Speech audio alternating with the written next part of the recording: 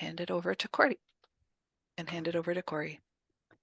All right, welcome. Thank you, Jenny, for that introduction. We'll get started because we have lots of stuff to cover today. Like Jenny said, there'll be some slides where I'll say questions, and that'll be an opportunity for you to type your question into the Q&A box there. Okay, let's get started. I do want to start off with today saying that today's presentation is going to focus in on composting at home. There are two other options here in Thurston County. We do have curbside pickup available through your hauler, and there are different haulers throughout Thurston County, so you have to connect with the company that actually takes your trash recycling and seeing what type of option for curbside organics collection is. There's also another option for folks to self-haul to the Thurston County Waste and Recovery Center, otherwise known as the WARC, and that's over in Hawks Prairie off of I-5 there. At that location there, there is a fee for you to drop off your organics collection. So let's say you were to do a big fall cleanup here and you have lots of organic materials, leaves, branches, sticks, etc. You could haul it over to the Waste and Recovery Center and drop it off there. Or the other option is to actually compost on site at your house. And so that's what we're going to focus for the rest of today's presentation in, is managing at home an on-site home composting system. So I will say that within an hour, we cannot cover everything that you need to know about composting, but we have lots of follow-up resources that will be sent to you, as well as you can watch a recorded of a longer training that I did on our YouTube channel. And this YouTube link will be in our follow-up email that we'll be sending out to everybody. That I spend a little bit more time about each of the slides and go a little bit further in depth with some of the concepts. So like I said, a 1 hour composting presentation can be challenging to get everything you need to know about composting. And so here's another option, or if not, you can also contact us and we can try to work through any problems that you might be having. All right, let's start off with what is compost. And I'll start off with saying that typically when I give this presentation in the audience, this would be the time to respond. Right now, for the sake of time, we're just going to go through the textbook definition, which is composting is simply a combination of yard debris like grass clippings or fallen leaves and or kitchen scraps, such as fruit or vegetable spoils, separated from the waste stream and placed into an environment suitable for decomposition. And the result of it is used in order to fertilize the soil. And so fall is a perfect time to start a compost pile so that it will cook all winter long. And that way you'll have great finished compost next spring when you actually need it to start applying it to your new spring plants. So I will say that composting is kind of like, it is creative science, but it's more importantly, is I view it kind of like a recipe. We can bake a cake, but depending on the ingredients we put in, it will turn out differently. So we can have ingredients to make a chocolate cake or a vanilla cake or a strawberry cake. Same thing with composting. Different items going into your compost pile will create still compost, but the consistencies and what is the ingredients that you put into it can also vary what the outcome is. And so that way I view it more like art and science in building a compost pile. Before you begin, there are typically 3 questions that you need to ask yourself. The first one is, how much space do you have? For those that are currently composting at home, you already have this. For those that are brand new, this is something that you need to investigate to figure out what type of composting method is best for you. Do you have acreage? Do you have a single family home? Or do you live in an apartment high-rise building? All of those different spaces compost can happen, but it just looks different. And so evaluating how much space you have to compost will help you become more successful in determining what method will work best for you. You also have to determine how much waste that you have. Again, are you a single family home? Do you have 2 or 3 in your household, or do you have 6 or 7 or 8 in multi-generational household? That will also determine what type of method would work best as far as for how to compost. And then what materials would you like to compost at home? That's an evaluation process of looking in currently, what are you throwing out in your trash, and figuring out how much of that could be diverted if you were to compost, and also which method would work best, which we're going to cover here in just a little bit. Here are a few things that I would say that can be composted easily in a home system. So that's fruit and vegetable matter, yard debris and leaves. Right now, there is a big movement about Leave the Leaves program, which means you want to do a little bit of cleanup for fall, but you also want to leave some of the leaves out there, especially on your maybe your landscape beds. Uh, Cleaning the leaves off the lawn is definitely still a good practice, but leaving some of the leaves in your landscape beds there in order for the pollinators as well as other insects in order to have spaces for them to harbor overwinter in is a more newly introduced science that I think is valuable. And so before it used to be clean up every single leaf and making sure that your yard was pristine. That's no longer the case. Leaving some of the leaves behind actually helps this bigger picture. So figuring out where those leaves should go is also helpful. Lawn clippings, obviously those can be used if you did treat them with a weed and feed. A weed and feed does have a pesticide that is included in that weed and feed.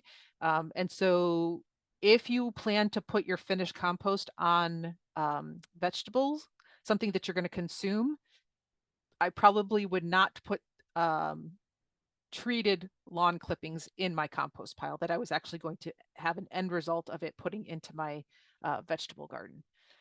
There are some pesticides that have residues that last a lot longer and take longer amounts of time to actually decompose. And so that's one of the things you have to be more mindful of, where you're eventually putting that finished compost on what. Certain paper products are good. Sawdust, wood chips, smaller is better, unless you're using it to bulk up your compost pile, which we'll get to in a little bit. Eggshells are fine, a limited amount of those at one point in time. So again, I wouldn't be putting out tons and tons of eggshells. Let's say you had a big party and you've had a large amount of eggshells. I would kind of ration the amount of eggshells that you put out in your compost pile over the period of time.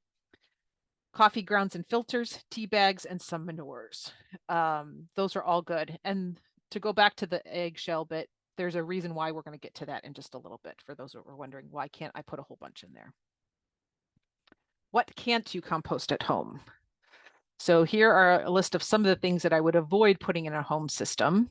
This is not to say that some of them can't go into a commercial system. Like if you had curbside pickup, some of these things would be fine for that. And that's the reason why, is that in a commercial composting facility where our curbside pickup goes, they at those facilities, the temperature that they can get their compost pile to is astronomically higher than what we want in a home system. So with a higher temperature, you can end up decomposing certain things that could be done at a commercial facility that you cannot do in a home facility. Case in point, certain weed seeds. Certain weed seeds will not be destroyed in a home system, because in our home system, the compost pile should never get over 180 degrees. But let's say in a commercial system, the temperatures can go up to 3, 4, 500 degrees, where those weed seeds will be destroyed in a higher temperature environment. So, so that's why I say at home, you just have to be more mindful of what you're putting in. Definitely no hazardous waste or trash. Meats, oils, dairy food waste are to be avoided. So things that are coated in lots of fats or oils should not be put into a home system. For that reason, that food is coated in that oil. The bacteria that are trying to break through that oil layer can't do it as easily. And so what happens is the food ends up going rancid, and that's when you end up having smells. And so we tend to get a lot of questions about, well, I don't do compost because last time I did it, it really stunk. Well, that's just a recipe issue, meaning there was an imbalance of what we are actually putting in it. And that's the reason why that you end up having it. But typically, if you put the right balance and have a good recipe for making compost, smells should not be part of the equation, except for one thing, which is a good smelling type of bacteria that actually excretes a smell that actually smells like kind of the earthiness or soil when you smell soil. That is the type of smell that compost should have.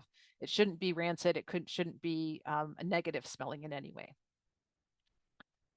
Spoiled food with pathogen potential. That means, let's say you had a dented can and you're not sure if you should eat the food inside the can because again, it had a dent in it and it's maybe past its expiration date. Those are things where I would put in the trash. I would not try to compost that food. We've already talked about weeds, diseased or thorny plants. Some of that is just based on the facility.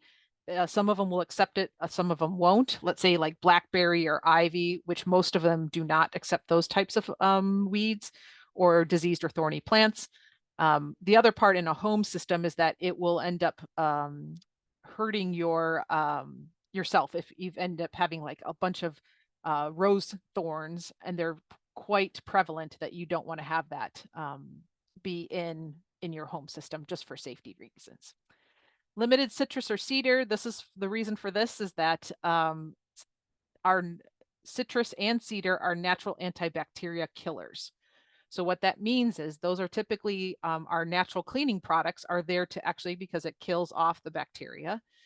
In a compost system, you want to be a bacteria farmer. So you don't want to have large amounts of citrus or cedar all at once in your pile. A little bit's fine, just not huge volumes of it.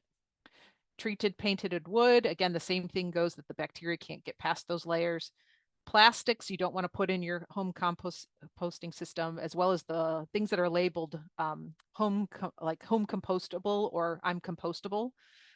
Those are the things that typically are not compostable at home. And there are lots of them that cannot be done also in a commercial facility as well. So each county is different. In our case, in Thurston County, they don't want the bioplastics in our curbside composting bins. Some barbecue ash is good. Again, just looking at volumes is you don't want to put too much in at one time. Liquids are fine, water, but I wouldn't put a lot of other stuff in there. Sugary drinks, things like that would only cause issues with potential rodents. Dirt and soil, you only need to do that when you're first starting a pile. And then pet manures, there's limited ones for that as well. And we're going to get to that in just a bit. Disease plant material, I will say this, that certain plant diseases, the pathogen still remains in the soil.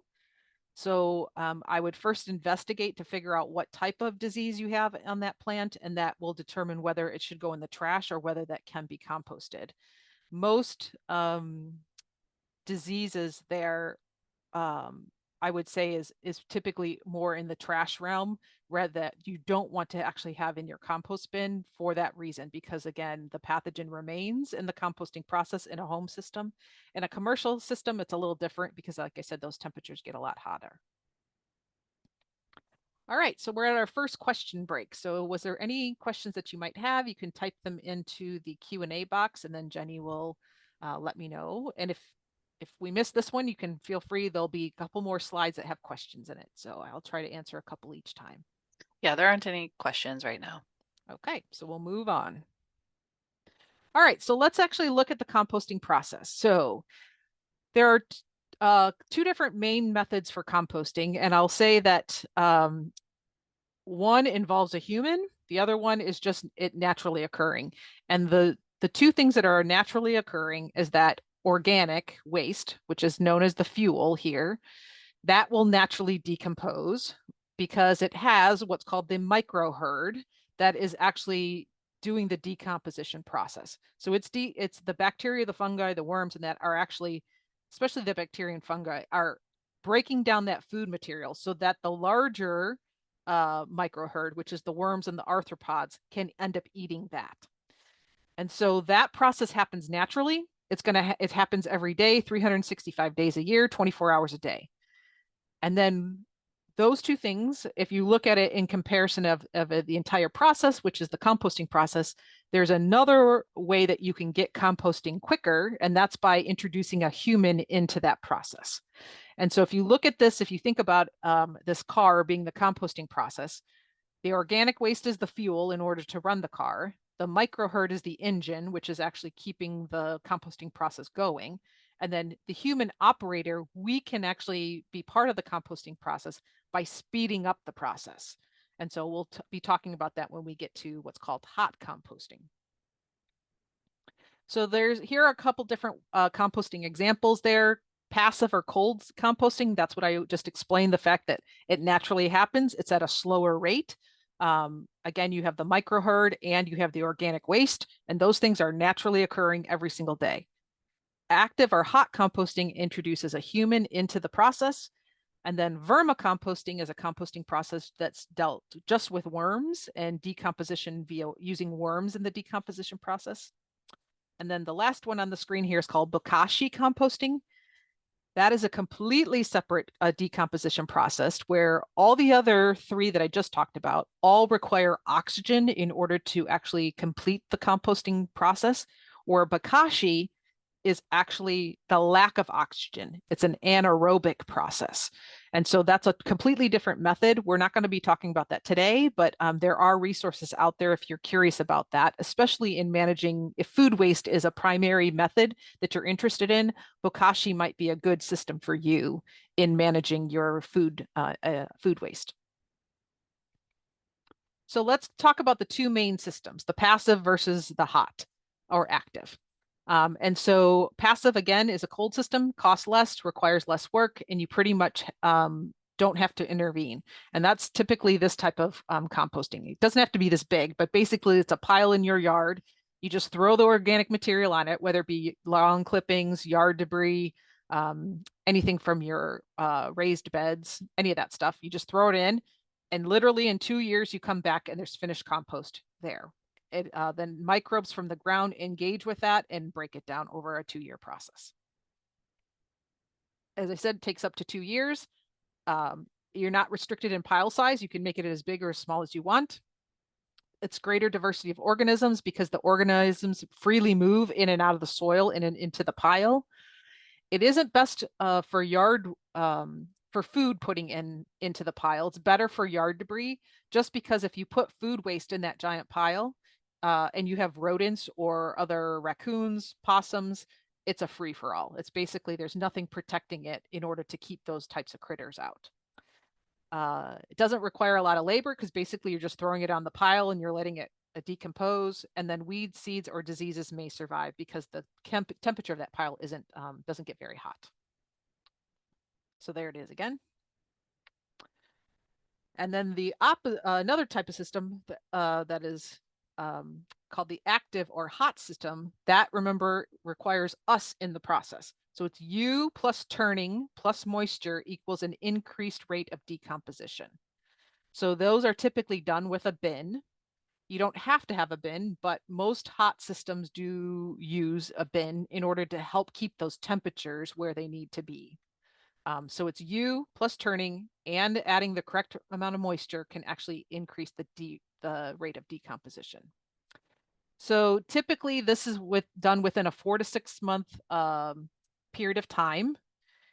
You do have to turn it and you have to water it. And the ideal size in order for hot composting work is this 3 feet by 3 feet by 3 feet. So most commercial bins already come in that size. So they know that that has been the scientifically proven methods of the most active hot composting system will break down in that size of 3 feet by 3 feet by 3 feet. So for hot systems, it'd be better to have multiple composting piles or bins rather than making a giant one like it was in the last slide where you could just have a giant heap. Because what happens is the temperatures at the edges will be less than it is maybe in the middle, or the center of the pile will stall. So the temperature in a giant pile like that is very irregular, where in a 3 feet by 3 feet by 3 feet, it's very condensed and the temperature is more consistent. You can get over 140 degrees to kill some of the weed seeds. Again, up until about 180 degrees is a safe temperature in order to get your pile to kill off any potential disease or weed seeds, but also not get too hot that it won't start on fire. And temperatures above 180 degrees run the risk of a compost pile starting on fire. Higher temps may kill some of the beneficial organisms, and then overall it's good for food and yard waste because there is a barrier between that and potentially, like I said, a possum or a raccoon who might be looking for some spent food scraps. Okay, kind of already talked about this, but you don't need a bin.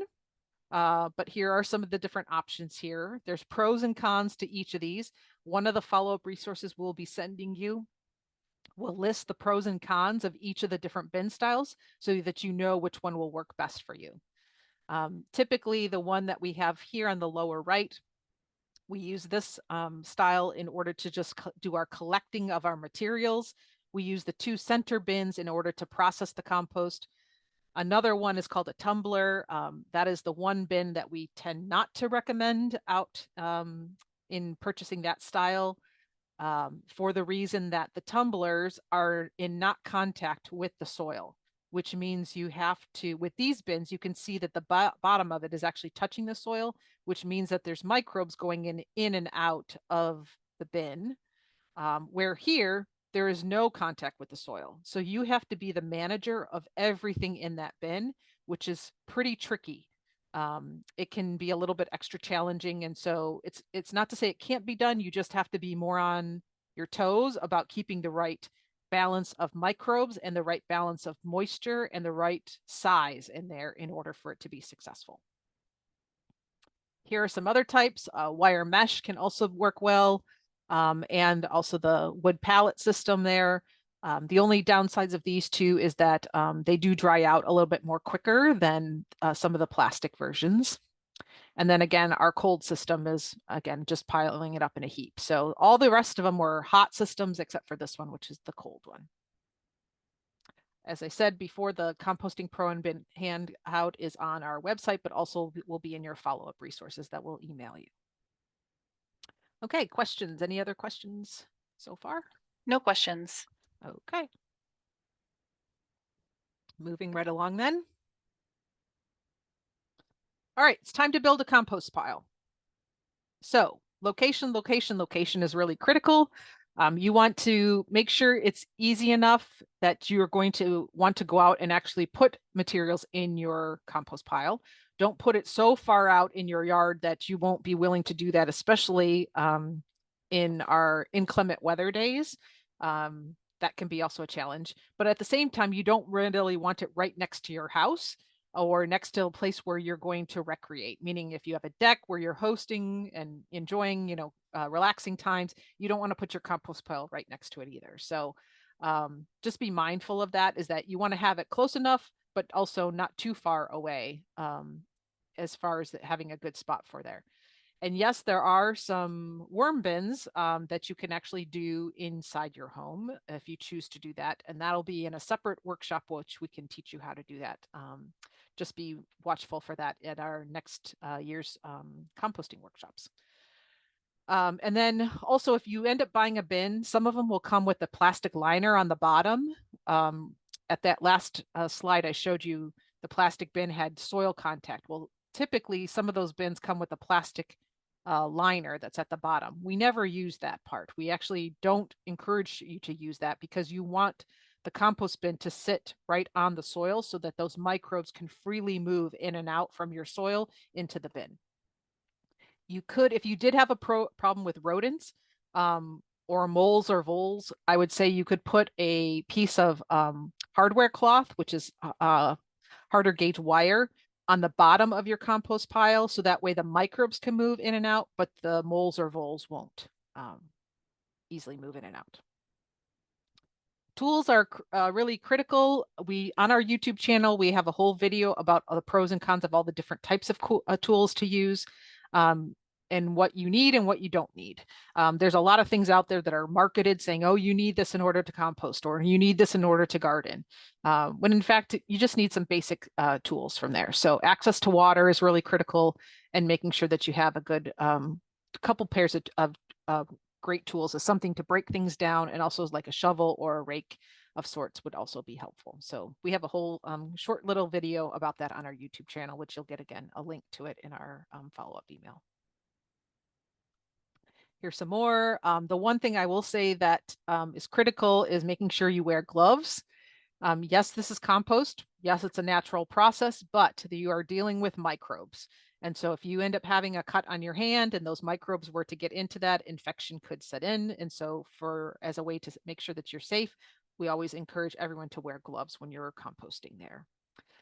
Also having a good pair of pruners or something to break larger sticks down to a more manageable size, whether it be a saw or pruners or loppers, any of that is helpful to have. And then if you're curious, a good thermometer can also be helpful to know what stages your compost pile are going through. So ultimately, when you're talking about bacteria and fungi eating the organic material, it's into two groups, which is called the carbons and the nitrogens. And carbons are also known as browns. I don't know if you've heard of browns versus greens. It really doesn't have a lot to do with the color, even though a lot of them colors may match, but that's not the point of that particular name. Carbon represents carbohydrates for the decomposers, and they are kind of viewed as the bulking agents that give your pile structure. Where the nitrogen, otherwise known as the greens, they provide the boost of energy that your pile needs in order for those microbes to break down. It's the proteins to help build their strong bodies for the decomposers. So let's look at the list of our nitrogens and our carbons, otherwise known as greens and browns. So the nitrogens, they're soft, they're dense, they have a lot of moisture in them. So think about fresh grass clippings or fruit and vegetable scraps, tea bags, weeds without seeds, fresh coffee grounds, some manures. We'll come back to that in just a minute, and some eggshells and citrus okay. So all of that stuff, again, provides that boost of nitrogen and is very moist. The carbons, or otherwise known as the browns, they are dry, coarse, and think about all of those things: sawdust, dried leaves, straw, cardboard, old coffee grounds, and small twigs and chips. Those are kind of the fillers in your recipe of compost. And so that you need to have a mixture between the right ratio of nitrogens to carbons. So that way, then you have a good mixture in order for that compost. So it's not too dried out and it's also too wet. Couple things on this slide. What's the difference between coffee grounds, fresh and old, is about 48 hours. So what happens is the nitrogen will volatilize after 48 hours out of your coffee grounds. So if it's fresh, meaning it just brewed it and you're using it in your compost pile within 48 hours, then it can act as a green to boost your compost pile. If the coffee grounds have been sitting around in your kitchen for over 48 hours, then it adds more like a bulking agent. And so then it's considered old coffee grounds or a carbon. Okay, so we're moving. So here it is. Here's the recipe. So we've been working towards this, and now this is it. 1 green plus 2 browns plus air and water equal compost. That's the ultimate recipe, what you're looking for. And it's by volume. So if you had a 5-gallon bucket of green and 2 5-gallon buckets of browns, you mix them together plus air and water, that's compost. You could have 1 wheelbarrow of green to 2 wheelbarrows of brown, air and water, compost. 1 dump truck full of greens to 2 dump trucks full of browns, air and water. So again, it's by volume. But this is the ultimate moisture to carbon ratio that you want. There is a video on our YouTube that actually shows us building a pile, meaning from scratch. How many greens do we put in? How many browns do we put in? And so there's a video about the greens and browns and also how to build the pile. They're also on our YouTube channel. Any questions? Yeah, we have a couple questions. First question, can I add microbes or worms to my tumbler bin? Yes, you will have to. If you have a tumbler bin and you're having in your tumblers, you're struggling keeping your compost cooking, then yes, adding microbes or a green is critical for success in a tumbler. I would say worms, it would be challenging to keep them alive in a tumbler. I would focus in on soil bacteria and fungus. And then second question, can paper shreds be used as a brown material? Yes. Shredded paper's fine as long as it's typically papers. Right now, the only thing I would avoid that there's only very few resources that do not use soy-based inks anymore. And those are typically your high-end photography magazines where they're super glossy. Those do not have soy-based inks, where right now our magazines, our newspapers, things that are junk mail, those are all soy-based inks, and all of that can be put in and act as a brown or a carbon in your compost pile. Great. That's all the questions. Okay, great. Moving right along.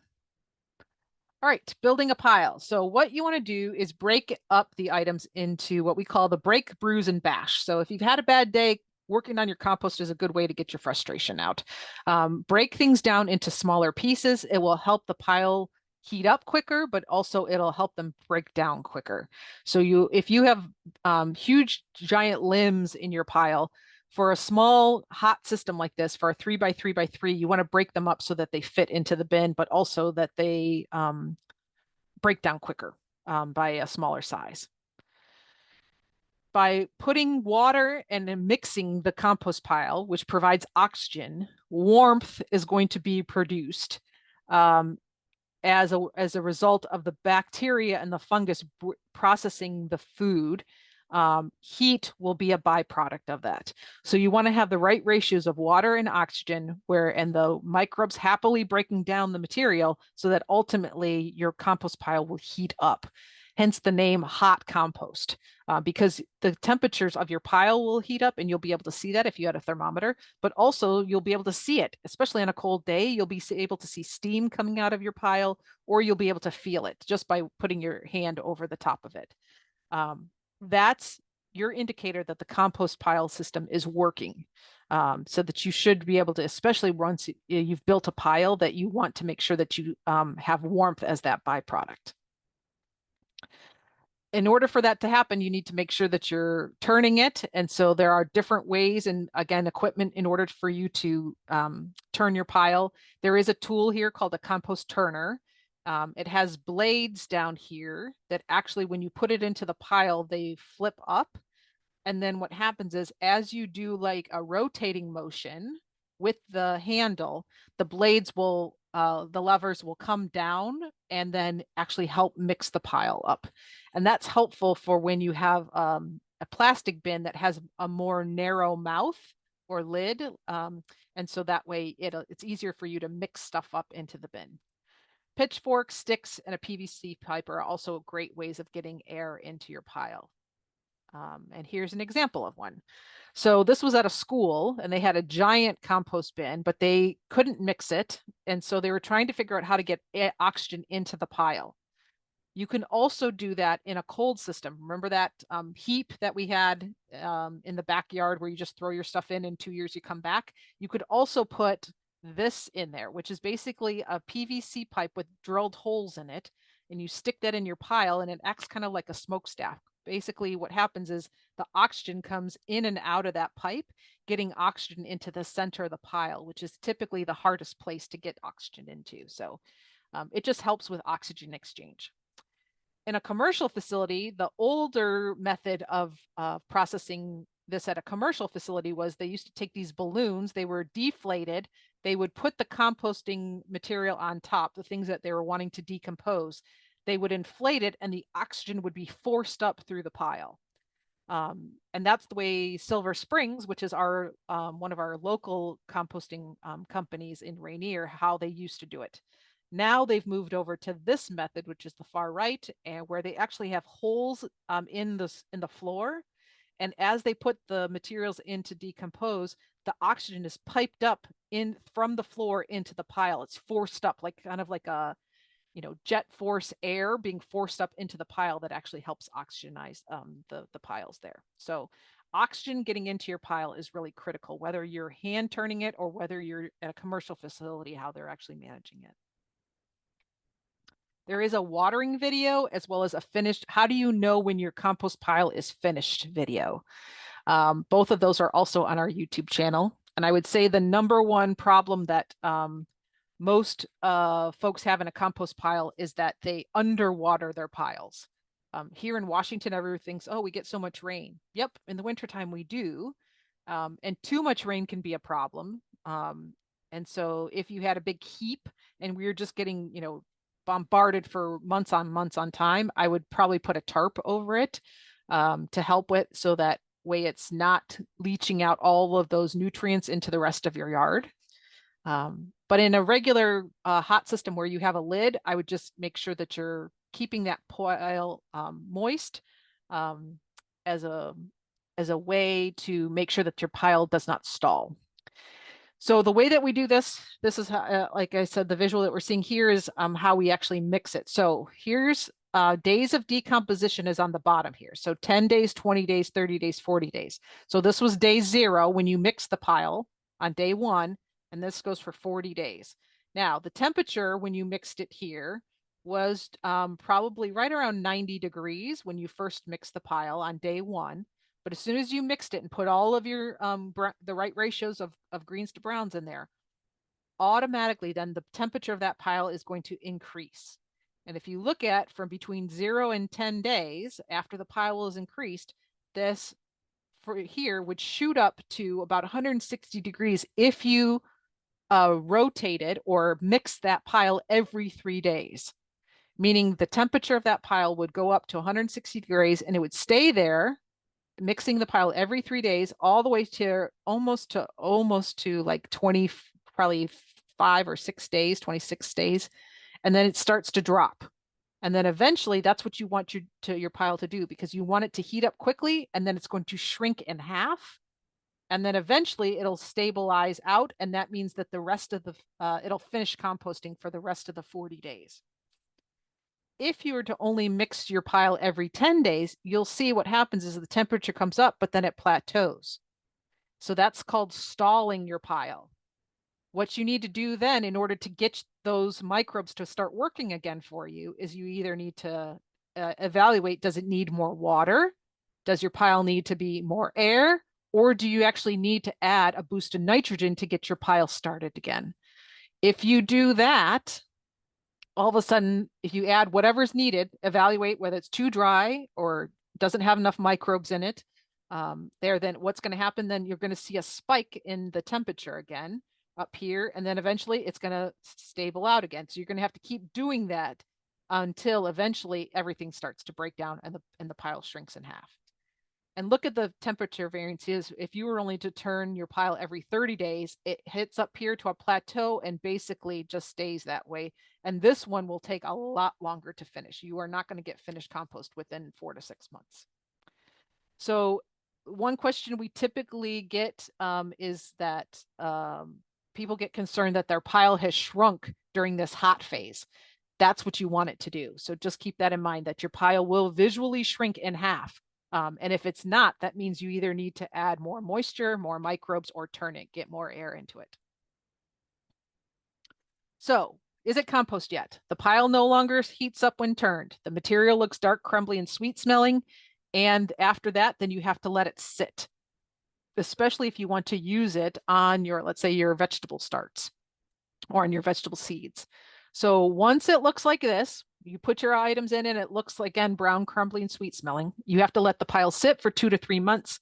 Let the pile sit for 2 to 3 months after you turn the pile and it doesn't heat up. And that way then it will fully cure. At that point, you can then use that on your vegetable starts. On average, it takes about 4 to 6 months for this entire process. Most people don't cure their compost enough. And if they take too hot of compost, meaning that there's still heat coming off your pile, and they put that onto, let's say, their vegetable starts, especially their new ones or newly germinated seeds, it can burn your plants. And so that's why curing is another part of the process that typically people either avoid or don't know that they need to do it. And in the end, they end up causing some damage to the plants. Questions? Yeah, another question about using tumblers. The person asked, should I leave the doors on my tumbler compost open or cracked, or does the tumbler allow enough oxygen in? It depends on what type of tumbler you have, whether it has how many holes in it, but also whether or not how full you use it. If you have got that tumbler packed to the gills, it will not have enough oxygen in there to it. So I would say don't overstuff your tumblers, which is another thing that typically people end up doing, because again, it definitely will affect the amount of oxygen coming in if it's too full. And then also just making sure that if you do crack it, that you want to make sure that the rest of the ratios are right.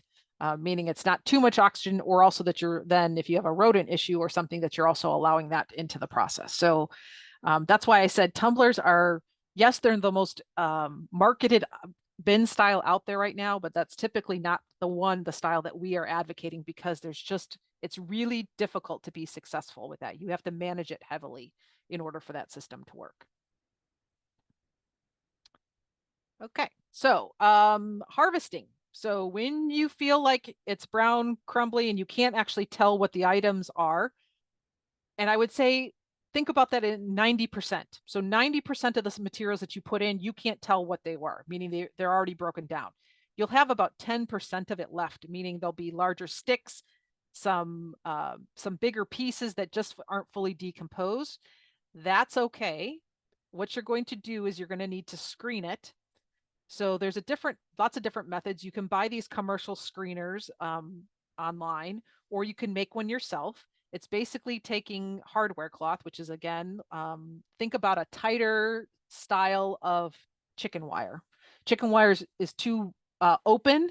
This is a hardware cloth is actually, and next time I'll make sure I get a picture of it. I think it's on one of our other YouTube channel videos. It has a much finer gauge, so that way you can actually sift things through where the compost falls through, and the larger items are left in the pan here. So what we would do is we'd shovel the stuff in here. We put it on top of a wheelbarrow. So what happens is when we move this compost sifter around, the finished compost will go into the wheelbarrow, and the larger stuff that's left behind, we will add that to our new pile in order to provide some structure for everything that we're building when we build a new pile. How to use it. We have one new handout that Oregon State just put out during the pandemic. Oregon State University did a study, and they also have a question and answer clinic where you can email in questions. And they found out that lots of brand new composters were starting composting during the pandemic, since we were at home. But they found out that most people were incorrectly using the finished product. And so here are examples of some things that you can use the finished compost on, but there's also a great fact sheet about actually how to determine that. And so there'll be a link to that also in your follow-up resources, because people are either over applying it, under applying it, not applying it to the right items in their yard. And so that document I find to be extremely helpful now for people to understand that when you have the finished compost, how best to use it. And here it is. Here's the link to it. But like I said, we'll put that in our follow-up email so that you can check that out. Okay, so what should you be doing right now with your compost pile? Right now, we're getting a ton of brown material. Obviously, all the leaves, all the spent flower debris, everything that you're taking out of your yards, you're going to get a ton of browns right now. I would focus on drying them out as much as possible, especially if you have leaves. The one way that compost pile works is that you tend to have more access to certain things at certain times of the year. So right now we have lots of an abundance of browns, where our green material, we had an abundance of green material, all the soft fleshy stuff in the summertime when we were harvesting our fruits and vegetable scraps. So in the summer, we're looking for brown sources. In the fall, we're looking for green material. And so right now, I would say is try to stockpile your browns if possible. The one way that you can do this is by taking dried leaves. You could put them into a metal garbage can, and you would take your weed whacker into that metal garbage can and blend it up so that you're not having to store a giant pile of leaves. You basically blend it up into smaller pieces, and you can use that, and you can store a heck of a lot more in that garbage can if they're shredded up compared to if they were full-size leaves. And then next spring, when you're building when you're needing to build a pile again, you'll have access to all these browns that you had just basically stored up. And so that's another way to help store things to keep it for the next spring. So stockpiling your resources, building new piles now, so that way it cooks now all throughout the wintertime. That's a great opportunity to do that. We do have a chart in the one handout that will be in our follow-up resources, where if you're having a problem, it tells you the symptom, the problem, and then the solution. So if it smells like rancid butter or vinegar or rotten eggs, that means you're not enough air. So you want to make sure that you put some absorbent brown material in there. Or the heap is damp and warm right in the middle, but nowhere else. That's either the pile's too small or too dry. So you want to add to the size to add to the size of your pile. So each of these items will walk you through the little test chart here. Couple other things to keep in mind right now. Typically, we're not having an issue with flies because flies are coming to the end of their life cycle. Mice and rats you might have because they're looking for winter homes. So you just want to be mindful of that. Slugs and snails, you're going to find those, which is in the next slide. You'll see that in just a minute. Snakes might also be looking for places to overwinter. Ants should be gone from your piles now because ants are typically only in your pile if you have that are too dry. And right now we're starting to get moisture back in our piles. Spiders are a good thing. Keep them because they're eating a lot of things that are not good for your compost pile. So this is what you're looking for slugs and snails right now. If you want to have less slugs in the summer or next spring, you need to destroy the eggs that you find in your compost pile now. And they're being laid right now. Today, October, and all the way through mid-November is when slugs are mating, and they love compost piles because it's nice and warm. So if you find these clusters of gelatinous type of egg masses there, you can just destroy them, drown them in a bucket of water, or just squish them. But that'll help with reduce your slug population next spring. Questions? Let's see, what time is it? Yeah, another question. Do we have enough time? Yep. Okay. Uh, so the question is, I have a small space and a friend gave me a tumbler. I spin it once a week, but I'm not sure how much to put in it for the season. Again, I would take a picture of it so I can see the size of it because without tumblers are in all different shapes and sizes. Yes, they're all tumblers, but without seeing the size, I can't really give you a specific answer about how much to fill it. So I will share with you because I think we're getting to this part. Yeah. So we're getting to the composting resource part. And I will share with you how you can send us a picture or send us a more specific question there. But before I move on, was there any other questions? Yes, one more question. The tumbler doesn't have wheels, but do you recommend moving it into shelter? The tumbler does or does not have wheels. Does not. Does not have wheels, but recommend moving it into shelter. Is it so it's going to be out in the yard getting rained on all the time? I guess that's what probably assuming. Um, I would say that because it's a tumbler is pretty much enclosed there, I wouldn't worry about having to do anything other than just keeping it out there and monitoring more of what's going on the inside than what's happening or hitting it from the outside. Okay, so let's go through the resources here. So one on our Master Recycler Composter website, we have links to all kinds of our handouts. Our YouTube channel link is also on there. Our composting publications, our bin plans, if you want to make them yourself. Directions also to our demonstration gardens where we have all the different bin styles at those gardens. So you can see some of these different types of bins up personal and close. So that's another option for folks. Today is our last Zoom workshop for this year, but starting next March, we will have them every month. And some of them are on Zoom and others are at our demonstration gardens. So we have 3 public gardens here in Thurston County. Hold on, let me see. Do I have it? Yes. Closed Loop Park, Dirtworks, and Olympia Farmers Market Garden. So Closed Loop Park is out at the Waste and Recovery Center next to the dog park in Hawks Prairie there. Those composting bins you can access anytime that the Waste and Recovery Center or the dog park is open, which is basically dawn to dusk. So you can go in there and check out to see which different bin styles. That's also where we have our in-person workshops. Dirtworks is our garden over in Yager Park across from Capitol Mall. That is another series of different, that one is a lock garden though, so it's only open while we're having events. So that would be next spring. You could come check that one out. And then the Olympia Farmers Market Garden downtown, which is the little garden that is right to the east side of the market itself.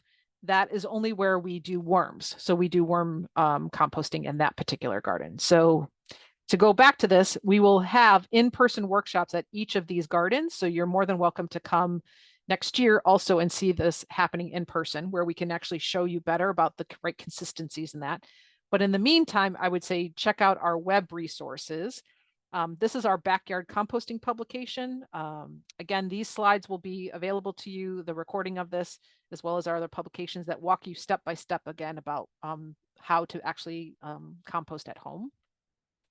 So this is another resource there that's easily available to you. And then the other part is our last one, is that we operate a question and answer clinic. So we have master recycler composter and master gardener volunteers monitoring this inbox, and they will answer your questions. And it's also helpful if you send us pictures so that we can get a better sense of what you're talking about. So feel free to email us at any point in time over the winter time. We operate this again year round. And again, just keep in mind that these are volunteers monitoring the question inbox from their homes.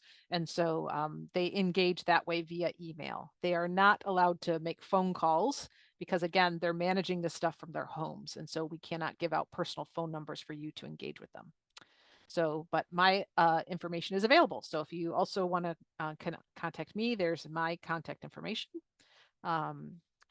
And I will say if there's any last minute questions, we have just about 5 minutes left here for any other questions that we have. There are no more questions.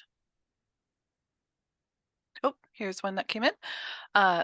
So the tumbler would be out in the weather, and it is one of the Miracle Grow double tumblers. I personally don't use Miracle Grow anything, but felt fortunate to be given this. They won't be able to send a picture. Okay. So if it's the two bin stuff, again, a tumbler that has two sides on it, where you're supposed to compost on one side and then sift or move over to the other side. I think that's what you're talking about. That has basically, it's a tumbler, but it has two sections. So you work on composting on one side, and then you're to move it to the other side and keep on going back and forth, and as a way of mixing it. So that one you can leave outside. You don't have to put it under cover. But you still have to be managing the microbes in it, and you have to be monitoring your contents and your moisture. Those are all things that are critical for success for that particular style. All right. No more questions. Okay. Well, I will say thank you again for participating then in today's Lunch and Learn. Again, these are just our Lunch and Learns, our quick 1 hour introductions to compost. And again, just to introduce you to the fact that we also have tons of follow-up resources to help you get more of your questions answered. We encourage you, again, to make a new pile right now. This is a perfect time to do it in the fall. That way it'll cook all spring. And then in the spring, you can harvest it, so sift it, and then put it onto your new beds. And again, the one thing I'll say that science has changed over the years. Traditionally, it was always said when you're planting something new to put compost in the hole in which you're putting your new plant in. That is not the case anymore. You're supposed to incorporate compost into the entire bed, not just the planting hole in which that plant is going to be planted. The plant overall would just stay in that hole and not want to move out into the native soil. And so you want to incorporate compost into the entire bed when you're planting. So another little tip so that you're ready and successful for next spring. In the meantime, check out our resources or email us. And again, thank you for your time today. Happy composting, everybody. Bye. Have a good rest of your day. Bye-bye.